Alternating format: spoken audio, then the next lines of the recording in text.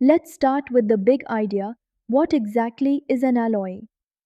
Picture it as a team of metals, sometimes with a nonmetal joining in, all mixed together in the solid state. By changing the mix, we can tune properties like hardness, strength, and resistance to rust. For example, stainless steel resists corrosion far better than pure iron, and brass is stronger yet more workable than copper alone. Alloys can be substitutional, interstitial, or even ordered intermetallics. We'll see what that means in a moment. In exams, remember to always connect alloy composition property use. That triad will never let you down. Now, let's dig into the science of how atoms arrange themselves inside alloys. In a substitutional solid solution, one type of atom replaces another in the crystal lattice, like zinc atoms taking copper's place in brass. In an interstitial solution, small atoms like carbon squeeze into the gaps of larger metal lattices. That's how carbon hardens iron to form steel. Then there are intermetallic compounds, fixed ratio, ordered structures like facey cementite, which are extremely hard but brittle. Think of these as three different seating arrangements in a classroom, swapping seats, squeezing into gaps, or sitting in a rigid pattern. Each arrangement gives the alloy very different properties. Now comes the most exam-friendly part, learning the famous alloys by heart. Brass is about 70% copper and 30% zinc, used in musical instruments, fittings, and cartridges. Bronze, a copper-tin alloy, resists corrosion and is used in bearings and statues. Solder, a lead-tin alloy, melts easily and joins electrical parts. Stainless steel is 74% iron, 18% chromium, and 8% nickel. That 18 by 8 grade is a must know. Duralumin, mainly aluminium with a dash of copper, magnesium, and manganese, is light yet strong for aircraft. Nichrome, a nickel chromium alloy, is perfect for heating elements. The trick here is to connect the numbers to the properties. For instance, chromium forms a protective oxide layer in stainless steel, while zinc improves strength in brass. Let's move on to how alloys are actually made. The simplest way is fusion: melt the metals, stir them, and cast. But for very high melting or reactive metals, powder metallurgy can be used. Once made, alloys often need heat treatment to get the right properties.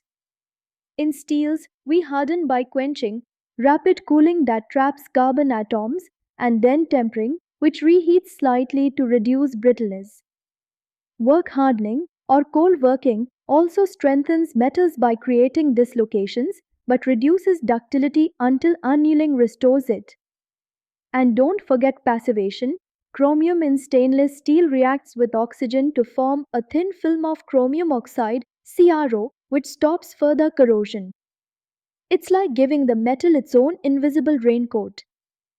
Now let's answer a simple but powerful question. Why do we use a particular alloy in a particular job?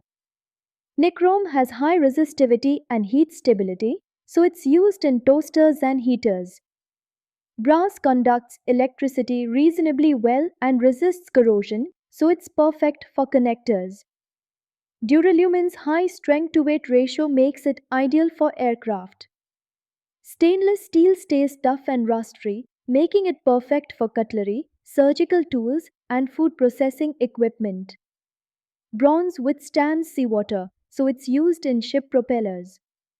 Every exam question here is about matching property to application, so think property first, alloy second. That way, even if you forget the exact percentage, you'll still score. Let's pause for some quick maths. Suppose you're asked to calculate the composition of an alloy. Mass percent is simply the mass of the component divided by the total mass multiplied by 100. Atomic percent, on the other hand, uses moles instead of mass. For example, if you want 30% zinc in a 500-gram brass sample, that's 150 grams of zinc and 350 grams of copper. For stainless steel, 18% chromium and 8% nickel in 250 grams works out to 45 grams of chromium, 20 grams of nickel, and the rest iron.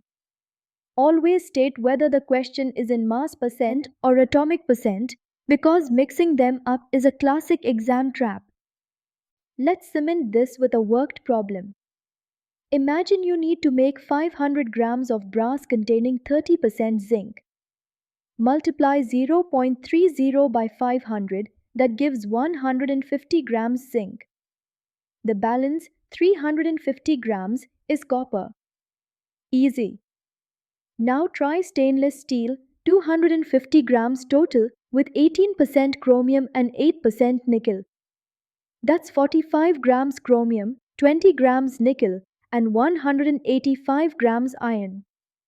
Always check the total adds up to 100%. It's your built-in error check.